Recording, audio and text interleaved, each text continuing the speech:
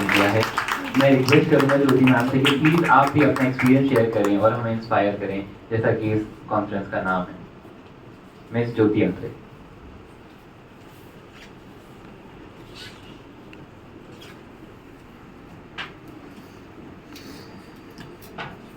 मैं ज्योति रात्रे अभी 1 महीने पहले ही एवरेस्ट फतह करके आई हूँ। अभी आपने बहुत सारे लोगों से बहुत सारी चीज़ें सुनी हैं।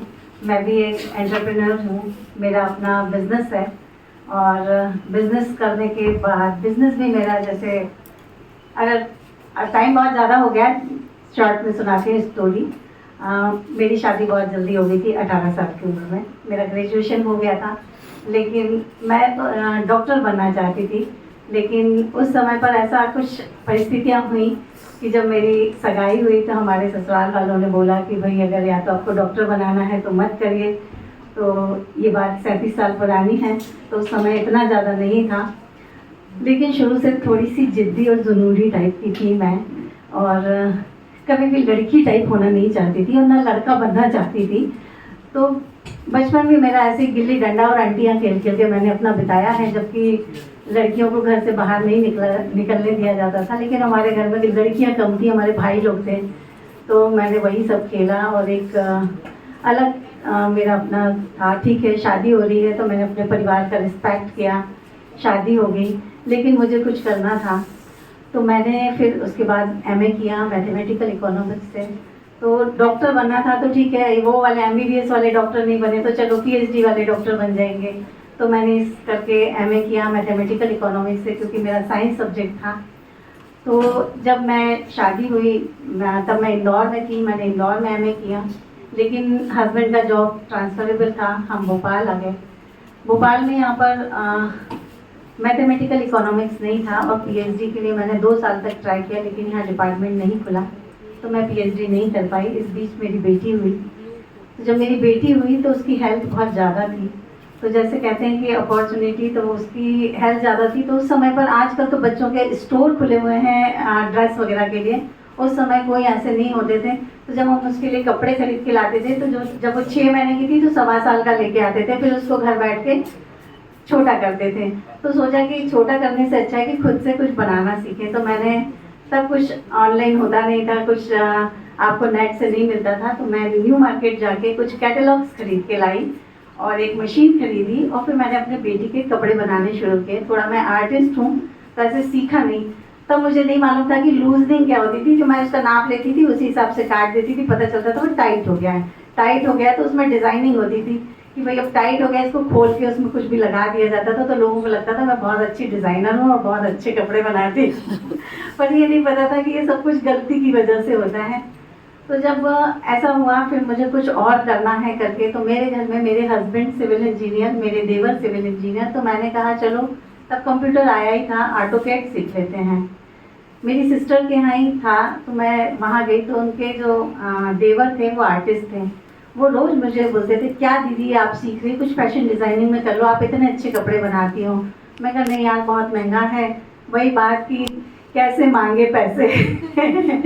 तो मैंने अपने हस्बैंड को बोला, तो बोले कि अच्छा ठीक है कर लो तुम। तो वो मैंने इंस्टीट्यूट ज्वाइन किया और 3 महीने गए, और तब पहला इंस्टीट्यूट खुला था फैशन डिज़ाइनिंग का और पहला खुला था इंजीनियरिंग का, यहाँ पर नीमा करके कुछ था NIM में। और पहला इंजीनियरिंग इंस्टीट्यूट था उनके यहाँ, पता नहीं क्या हुआ, छापे आपे पड़ गए, सारे इंस्टीट्यूट उनके बंद हो गए, हम 3 महीने ही सिर्फ सीख पाए। उसके बाद बस ये था कि मुझे तब तक मेरी बेटी 4-5 साल की हुई, हमने स्कूल में एडमिशन करवाया। तो जो टीचर हमको सिखा रही थी फैशन डिज़ाइनिंग का, उसके मुंह से ये सुना कि वो स्कूल यूनिफॉर्म का काम करती हैं। तो मुझे ये ठीक लगा, क्योंकि मैं एक हाउसवाइफ की तरह ही थी कि ये अच्छा बिजनेस है कि 2-3 महीने मैं करूँगी और आराम से मैं अपना घर भी संभाल पाऊँगी। और जब हम बेटी का एडमिशन करवाया तो वहाँ अच्छे स्कूल यूनिफॉर्म फिटिंग के कुछ नहीं मिल रहा था, तो मुझे ये लगा ये ठीक है। तो मैंने कोशिश की, और कोशिश मैंने ऐसे की कि मैंने भोपाल की ऐसी कोई गली नहीं छोड़ी कि जिसके स्कूल में मैं नहीं गई। कई जगह तो ऐसे प्रिंसिपल थे कि वो लगता था मुझे कि ये प्यून है, लेकिन वो प्रिंसिपल होते थे, छोटे छोटे से 1-1 कमरे के स्कूल होते थे। तो मैं हर जगह जाती थी। मेरे हस्बैंड बोलते थे ये क्या लगा रखा है तुमने कि दिन भर जाती हो। मैंने कहा कैसे पता चलेगा कि भाई कौन हमको काम दे रहा है। तो मैंने ऐसे पूरा घूमा और हर व्यक्ति की क्वेश्चन के आंसर, और उसी से मैं सीखती गई कि लोग चाह क्या रहे हैं। तो इन सब चीज़ों से मैंने सीखा। और जब मेरे को पहली बार उसी साल में मुझे 2 स्कूल वालों ने, आज तक मुझे ये समझ नहीं आ रहा कि उन्होंने मुझे एडवांस कैसे दे दिया। तो एक स्कूल है न्यू डायमेंशन स्कूल जो कि कोलफिजा में चलता है, और एक स्कूल है ऐशबाग में भोपाल एकेडमी स्कूल, वो अभी भी चल रहा है। ये 97 की बात है। और वो पैसे और 1500 रुपये मेरी अपनी बचत के पैसों से मैंने ये काम शुरू किया। और क्योंकि मैंने अपनी बेटी का सिलते सिलते काफ़ी चीज़ें आ गई थी, तो जो बिज़नेस का है कि आजकल स्टार्टअप और उनको फंडिंग मिल जाती है, वो तो आप, मेरे को आज भी उन चीज़ों पे विश्वास नहीं है कि जैसा मैम ने बोला था कि किसी और के पैसे को क्यों जला रहे हो, तो वो मुझे भी लगता है। तो मैंने अपने इतने छोटे से उससे काम शुरू किया और खुद से काम शुरू किया। मैंने कोई ऐसे बिजनेस खड़ा नहीं किया कि 4 टेलर रख लिए हैं, एक ऑफिस खोल लिया है। ऑफिस आज भी मेरा नहीं है, मैं घर से ही काम करती हूँ। और मैंने खुद से कटिंग की, और उस साल मैंने कम से कम 250 पीसेस जो फ्रॉक के हमको मिले थे वो मैंने खुद स्टिच किए, क्योंकि 2 महीने का मेरे पास गर्मियों का टाइम था। तो मैंने सबसे शुरुआत, यानी कोई भी अगर बिजनेस शुरू करना चाहता है तो ज़रूरी नहीं कि आप बहुत बड़े स्तर पे शुरू करें, आप बहुत छोटे से स्तर से घर से शुरू कर सकते हैं। और उसी की जो आय आती रही और उसी को मैं बढ़ाती रही। और सागर ग्रुप से मेरा पिछले 24 सालों से संबंध है, और मैं इनके यूनिफॉर्म्स का पूरा काम करती हूँ। पूरे ग्रुप के जितना भी है, चाहे कारपोरेट हो चाहे इनके फैक्ट्रीज़ के हों, सारा काम मैं करती हूँ। और मेरा 1500 रुपये का जो बिज़नेस था आज 4 करोड़ के टर्नओवर पे है। और ये सब करते करते, जैसे कि महिलाओं की उम्र में 40 से 50 का दौर ऐसा आता है कि थोड़ा सा लोनली फील करने लग जाती हैं, अकेलापन लगने लगता है। वो मुझे भी लग रहा था। मेरा बिजनेस अच्छा चल रहा था। रोटरी क्लब के एक्सचेंज के बच्चे मेरी सिस्टर के यहाँ आए हुए थे, और वो लोग एक ट्रैक पे जा रहे थे। और मैंने भी इच्छा जाहिर की, क्योंकि बचपन से ये मुझे था मन में कि मुझे ना पहाड़ देखने हैं, चढ़ना है ऐसा कभी नहीं था, मुझे पहाड़ देखने हैं। तो वो मुझे एक मौका मिला, और 2017 में मैं गई। एक आम महिला की तरह थी कि किसी दिन 1 किलोमीटर अगर मैंने वॉक कर लिया तो 4 जगह सुनाती थी कि आज तो वॉक करके आए हैं, वो भी 1 किलोमीटर करके आए हैं। मुझे कोई दौड़ना नहीं आता था, कभी एथलीट नहीं रही। और जब मैं 2017 में वो ट्रैक करके लौटी तो मुझे पल्मोनरी एडिमा हो गया था, जो कि लंग्स में पानी भर जाता है और आपकी पूरी बॉडी में स्वेलिंग आ जाती। जब मैंने यहाँ आके डॉक्टर को दिखाया तो उन्होंने कहा कि आप अच्छा हुआ बच के आ गई, आज के बाद आपको पहाड़ों पे नहीं जाना है। तो मैंने जैसे बताया कि मैं थोड़ी ज़िद्दी जुनूनी टाइप की हूँ, तो मैंने कहा ऐसे कैसे बोल दिया कि नहीं जाना है। अब एक ट्राई तो और बनती है कि क्या वाकई में ऐसा होता है क्या। तो ट्राई भी छोटी मोटी नहीं की मैंने। मैंने देखा कि इंडिया के टफेस्ट ट्रैक कौन से हैं। उसमें एक पिन पार्वती ट्रैक है जो 100 किलोमीटर लंबा है, और अगर आप अभी डालेंगे तो बहुत सारी कंपनियां उसको नहीं लेके जाती हैं, कुछ ही लोग हैं जो लेके जाते हैं। और बाय चांस नेट पे जिस व्यक्ति से मेरी बात हुई वो तैयार हो गया लेके जाने के लिए। उस समय मेरे हस्बैंड मेरे साथ में गए। तो मैम जैसे बोलती हैं तो सिंहासन मिलने वाले 2 जेंट्स हैं, एक भावना के हस्बैंड, एक मेरे हस्बैंड, जिनको सिंहासन मिलेगा। वो मेरे साथ में गए, और उनको एल्टीट्यूड की थोड़ी प्रॉब्लम है, पर वो मेरे साथ में गए और मैंने सक्सेसफुली पिन पार्वती ट्रैक कर लिया। तभी मेरे मन में विचार आया कि अगर मैं कुछ फिटनेस का करती हूँ तो मैं माउंट एवरेस्ट चढ़ सकती हूँ। ये मेरे मन में विचार आया। जैसे ही मैंने हस्बैंड को बताया तो किसी ने बोला था कि घर में ही बोल देते हैं कि भाई तुम नहीं कर सकती हो, तो बोले तुमने अपनी फिटनेस देखी है? मैं कहा हाँ मुझे मालूम है कि मैं नहीं हूँ फिट, पर कोशिश करूँगी तो कर लूँगी। मेरे हस्बैंड को पता था, जैसे कि भावना ने बताया, कि माउंट एवरेस्ट पे या तो जिंदा वापस आते हैं या नहीं आते हैं। तो वही हाल है, उनको पता था। तो उन्होंने बोला कि तुमको पता है वहाँ की सब चीज़ें? मैं कहा हाँ मुझे सब चीज़ें पता है, पर मुझे जाना है। अब ये था, मेरे हस्बैंड भी फिटनेस फ्रीक हैं और वो एक साइकिलिंग ग्रुप से जुड़े हुए थे, और उस साइकिलिंग ग्रुप से मध्य प्रदेश के पहले एवरेस्टर हैं भगवान सिंह सर, वो उससे जुड़े हुए हैं। मैं बार बार बोल रही कि मुझे उनका नंबर दे दो, लेकिन उनको पता था कि इसको सब चीज़ें पता चल जाएगी तो ये तो जाके मानेगी। उन्होंने नहीं दिया, पर एक साइकिलिंग इवेंट में वो मुझे मिले, उनसे मैंने नंबर लिया। उन्होंने जब मुझे पहली बार बुलाया तो मैंने घर में नहीं बताया था, पति को नहीं बताया था कि मैं उनसे मिलने जा रही हूँ, चुपचाप मिल के आई थी। और उन्होंने मुझे बहुत सारे डरावने फ़ोटो दिखाए जो कि एवरेस्ट के होते हैं। तो बोले मैम मर भी सकते हैं। मैंने कहा देखो मरने से मुझे डर नहीं लगता है ना। ये लाइन मेरी है कि मरने से कोई डर नहीं लगता, क्योंकि जिसकी जहाँ लिखी है वो वहीं जाएगा, और जब जब है टाइम तभी होगा। तो मैंने कहा मुझे मरने से, बोले फिर ठीक है। तो बोले क्या करते हो? मैं कहा जिम जाती हूँ और वॉक वगैरह। बोले नहीं, इन सब से नहीं चलेगा, आपको रोड पे करना पड़ेगा एक्सरसाइज वगैरह।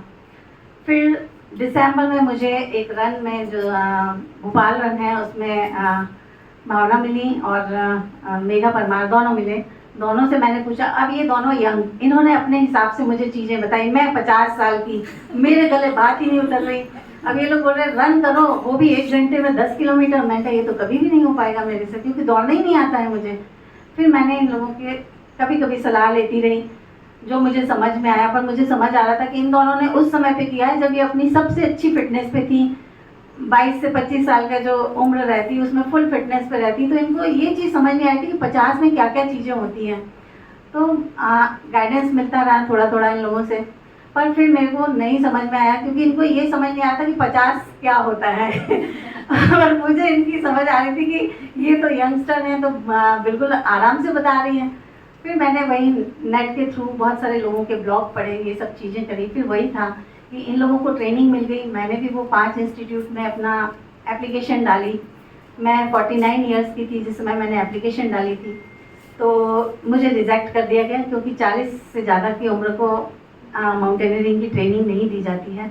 तो सबसे कहने का यही है, एक इससे मैसेज है कि मायूस ना हो, ना ट्रेनिंग मिली तो कोई बात नहीं, आप खुद कोशिश करें। तो कोशिश करने वालों की कभी हार नहीं होती है। अगर 49 साल की उम्र में मैंने माउंट एवरेस्ट सोचा और 55 साल की उम्र में कर लिया, तो कोई भी कुछ भी सोच सकता है, कुछ भी कर सकता है। अब जब मुझे ट्रेनिंग में मिली तो मुझे ये पता चला, इन्हीं लोगों से पता चला कि अब आपको एक 6000 मीटर की पीक करना है और एक 7000 मीटर की। ठीक है, उस समय मेरा वेट थोड़ा ज़्यादा था, कोविड आ गया। अब सब लोग मायूस, लेकिन मैं खुश इसलिए कि बिजनेस में अब कुछ करना नहीं, कहीं आना जाना नहीं। अब मैं अपनी फिटनेस पे ध्यान दे दूँगी और मैं माउंट एवरेस्ट के लिए ज़्यादा अच्छे से तैयारी कर लूँगी। और मैंने तैयारी की, और जैसे ही अक्टूबर में थोड़ा सा रिलैक्सेशन मिला तो मैंने मनाली का देव टिब्बा किया, जो कि 6001 मीटर का है। तो जो मुझे लेके जाने वाला था वो पिन पार्वती ट्रैक पे जो लेके गए थे वही थे। तो उन्होंने बोला मैम आपसे नहीं हो पाएगा, क्योंकि उन्होंने पिन पार्वती में मुझे चलते हुए देखा था। तो मैंने कहा भाई जहाँ तक हो जाए वहाँ तक लेके जाना। तो माउंट देव टिब्बा ऐसा था जहाँ पर आपको 2 तरह की ट्रेनिंग मिल जाती है। एक जुमार डिवाइस होती है, जिसको पकड़ के आप रस्सी के सहारे ऊपर करते हैं और उसी के सहारे चढ़ते हैं, और एवरेस्ट पूरा उसी के सहारे चढ़ा जाता है। और दूसरा आपको स्नो पे कैसे चलना है, कौन से बूट्स पहनना, मुझे कुछ नहीं मालूम था। तो वो एक ट्रेनिंग वहाँ पर मिल जाती। तो ये 2 ट्रेनिंग के लिए मैंने देव टिब्बा चूज़ किया और वो सक्सेसफुली हो गया। तो और ज़्यादा वो हो गई। वहाँ पर मुझे अजय कुमार मिले दिल्ली के, उन्होंने फिर मुझे पूरी एवरेस्ट की जर्नी के लिए कि अब आपको क्या क्या करना है, क्योंकि वो अच्छा माउंटेनियर है और उसने ट्रेनिंग भी सारी की हुई। उसी ने मुझे कहा कि अब आप एल्ब्रूस कर लो, किलिमंजारो कर लो। ये सब मैंने कोविड पीरियड में किए। और एल्ब्रूस करने की, जैसे कि पुरुष और महिलाओं वाली बात है, तो जब मैं एल्ब्रूस करने की बात हुई और उसने मुझे फ़ोन किया अजय ने कि मैं भी जा रहा हूँ, तुम भी चलोगी? मैं हाँ बिल्कुल। और वो थी दूसरी लहर कोविड की। तो सबको पता है कि दूसरी लहर जो कोविड की थी वो बहुत खतरनाक थी। हर घर में कुछ ना कुछ ऐसे ट्रेजेडी हो जा रही थी। मेरे हस्बैंड ऑफिस से आके बताते थे कि आज इसके पापा चले गए या खुद कोई उनका वर्कर चला गया। तो बड़ी दुखद उस समय की स्थितियाँ थी। लेकिन मैंने चुपचाप सारी कुछ करा, मैंने हस्बैंड को नहीं बताया। और जिस दिन मुझे पासपोर्ट वीज़ा लगाने के लिए भेजना था, तो जब वो ऑफिस चले गए तब मैंने उनको फ़ोन किया कि सुनो ये मुझे पासपोर्ट भेजना है। वो क्यों? रशिया का वीज़ा लगवाना है। क्यों? हमने नहीं, वो एल्ब्रूस जाना है बोले ऐसे बोल रही है जैसे पड़ोस में जाना है। हाँ तो बोले कब कर दिया? हमने कहा नहीं सब हो गया, अजय ने कर दिया है। तो ठीक है। अब ऑफिस से कोई कितना बोलेगा, अब शाम तक तो आधी चीज़ें जेंट्स भूल जाते हैं। तो मतलब जेंट्स को भी बताना है तो थोड़ा आइडिया से बताया करो अपनी चीज़ें कि कब वो हाँ कर सकते हैं ऐसे मैंने किया। उसके बाद मैंने एल्ब्रूस किया। उसके बाद 37 डेज़ में मैंने किलिमंजारो किया। तो 2 कॉन्टिनेंट को इतनी जल्दी करने वाली भी मैं पहली महिला हूँ। और ये सब सफ़र हुआ। इसके बाद में 7000 की एक पीक करनी थी। तो हमने अकनकागुआ के लिए सब कुछ किया। तब भी वो अजय मेरे साथ में जाने को तैयार था, लेकिन कोविड की वजह से हमारा एक वीज़ा जो था, हमने ट्रांजिट वीज़ा करवाया था जर्मनी का, तो वो ट्रांजिट वीज़ा ना हो गया, क्योंकि हमारा 14 घंटे का लेओवर था। तो वो कहते हैं आपको टूरिस्ट वीज़ा लेना था, तो हम लोगों को रोक दिया गया। घर आ गए वापस, दुखी थे, बहुत सारे पैसे खराब हो चुके थे, और माउंटेनियरिंग में पैसा बहुत ज़्यादा लगता है, और जैसे कि भावना ने बताया कि कोई मदद करने नहीं आता है। इन लोगों को फिर भी थोड़ी बहुत मिल गई। मेरे तो 55 साल 52 साल सुन के कोई देने को तैयार नहीं था कि भाई क्या कर पाओगे आप। तो कहीं से स्पॉन्सरशिप नहीं थी। तो महिलाओं को अपना पैसा खुद होना चाहिए, जो इन्होंने बताया, और उसी की वजह से मैं ये सब कुछ करके आ चुकी हूँ। और जब ये हो गया तो मेरा यही था कि भाई जब बैग बंधा हुआ है तो बैग अब ये खुलेगा नहीं, कहीं ना कहीं जाना है। तो इन्हीं लोगों ने मुझे बताया था कि आपको अगर करना है तो एक बार विंटर में आप एवरेस्ट बेस कैंप करके आइए। तो मैंने फिर वो बैग बनाया, जनवरी में गई। तो अगर कोई चीज़ एक चीज़ फेल होती है तो आपके पास एक दूसरा प्लान जरूर तैयार होना चाहिए कि आप तुरंत उस प्लान पे काम कर लो। और मेरे पास समय बहुत कम था, तो मैं चाह रही थी कि सब कुछ बड़ा जल्दी हो ताकि मैं एवरेस्ट तक पहुंच पाऊँ। मैंने विंटर में वो किया, वो भी एक रिकॉर्ड है। उसके बाद मैंने अकनकागुआ किया, और पिछले साल जनवरी में मैं मार्च में एवरेस्ट करने के लिए गई। लेकिन मैं एवरेस्ट पे 8160 मीटर तक गई, और मौसम ख़राब होने की वजह से मुझे आना पड़ा। और दूसरे दिन मैं सबमिट कर सकती थी, लेकिन हमारा एक को क्लाइंबर था जिसको रेस्क्यू करना था, और उसको रेस्क्यू करने के लिए मैंने अपना शेरपा दे दिया था। और उस समय उसको कोई भी लेके जाने के लिए तैयार नहीं था। तो मुझे लग रहा था कि मेरे एवरेस्ट पे झंडा फहराने से ज़्यादा ज़रूरी है एक व्यक्ति की जान बचाना। और मैंने उसकी जान बचाई। मेरा शेरपा गया, मैं डेथ जोन पे 48 घंटे रुकी। मेरा शेरपा जब लौट के आया तब मैं नीचे उतर के आई। तो जब मैं नीचे आई तो मुझे कोई रिग्रेट नहीं था। बहुत लोगों ने पूछा, तो मुझे यही लगा कि अगर मेरी वजह से किसी की जान बची तो मेरे लिए एवरेस्ट पे झंडा फहराने की तरह है। और बिना कोई रिग्रेट के मैं आ गई। और उस पिछले साल बहुत ज़्यादा एवरेस्ट का मौसम ख़राब था। सबसे ज़्यादा डेथ हुई पिछले साल, करीब 23 डेथ हुई। मतलब 18 डिक्लेयर्ड थी जिनके की डेड बॉडी मिल गई, लेकिन 5 ऐसे लोग थे जो मिसिंग थे। तो मिसिंग थे मतलब कि वो डेड ही है, तो 23, और बाकी इंजर्ड बहुत ज़्यादा हुए। तो ये सब सुन के घर वालों ने मना कर दिया कि अब एवरेस्ट नहीं जाना है। मैंने कहा ठीक है, एवरेस्ट नहीं जाना है तो कुछ तो करना है। तो मैंने अल्ट्रा रनर बनने का सोचा। अल्ट्रा रनर बनने का इसलिए सोचा कि अल्ट्रा रनर में बहुत तेज़ नहीं भागना पड़ता है, बहुत ज़्यादा देर तक भागना रहता है। तो मुझे ये मालूम था कि माउंटेन में हम 10 घंटे 12 घंटे चलते, तो समय से मुझे डर नहीं लगता था। तो मैंने वो सोच लिया। सब कुछ अच्छा चल रहा था। मैंने पूना की एक अल्ट्रा रन 25 किलोमीटर की थी, SRT, बहुत टफ है, वो मैंने अच्छे से कंप्लीट कर ली। बड़ा अच्छा चल रहा था। जनवरी में अचानक हमारे पति देव ने कहा कि तुमको एक ट्राई और करना चाहिए माउंट एवरेस्ट। मैंने कहा कि यार अब बोल रहे हो तुम, मतलब जब मैंने अपने आप को गिव अप कर दिया कि ठीक है यार अब ये नहीं बन रहा है तो कुछ और करते हैं, तो तब अब बोल रहे हो। तो मैंने अपने आप को हाँ करने में मुझे 1 महीना लग गया, क्योंकि मैं यार कैसे, पर ये था कि ठीक है मैं अपनी एक्सरसाइज तो सब कुछ कर रही थी। और मार्च में मैं एवरेस्ट के लिए निकल गई।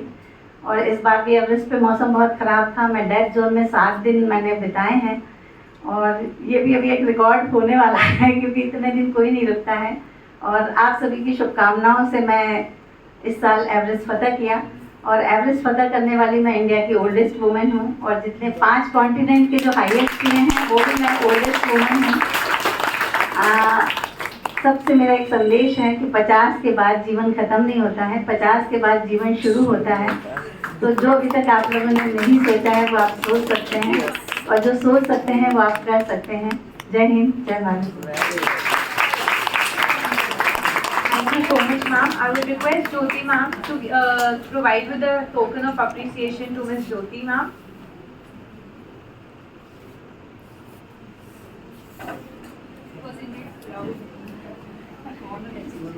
And I would also request all the speakers to please come for a group photo.